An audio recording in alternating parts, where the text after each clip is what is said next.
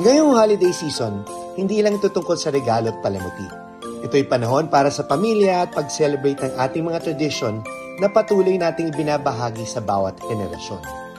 Alam niyo ba na tuwing sasapit ang Pasko, I always get excited na mag-attend ng simbang gabi. Yung preparasyon para sa Noche Buena, exciting. At syempre, yung salo-salo ang pinakapaborito ko kasama ang ating pamilya at mahal sa buhay. Kayo po, ano ba ang pinaka-natatandaan niyo tuwing Pasko? You know, it's these little moments that make our Christmas extra special. And it's the same with the Daily Essentials products.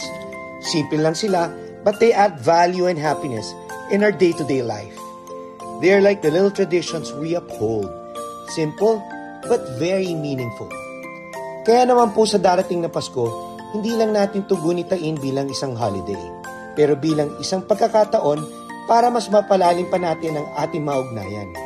May this season of love and hope help us create meaningful connection.